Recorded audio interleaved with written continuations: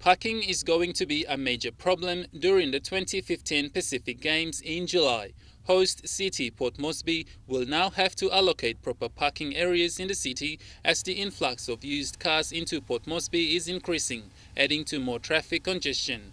While the main focus is on games facilities and participating sporting codes in line with other prominent services relating to the Pacific Games, such as game security, volunteers, medical assistance and catering, parking may be a real inconvenience for sporting teams, athletes and officials, including the general public, travelling to and from games venues.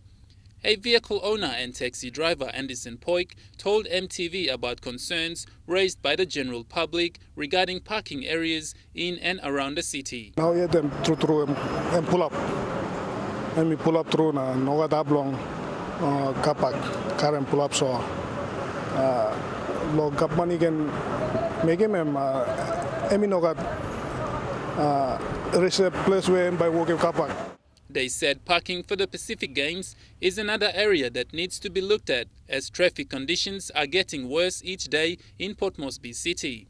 Pacific Games is not only going to attract nationals from around the country, but from the Pacific region as well as international visitors. Today, Pacific Games CEO Peter Stewart said as far as parking is concerned, car parks will be provided at allocated areas in the city for the Pacific Games spectators and the general public in and around the city. There is no parking at the venues. It's important for people to realise that if they come to our venues, they need to park at some of the park and rides that are being established by NCDC. So they will be locations where you'll be able to go, park your vehicle. There'll be shuttle buses running from those locations to the venues.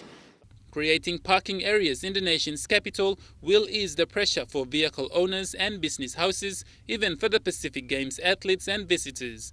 Having parking areas in the city will not only lighten traffic conditions during the Pacific Games, but also after the Games, where individuals and businesses in Port Moresby can use.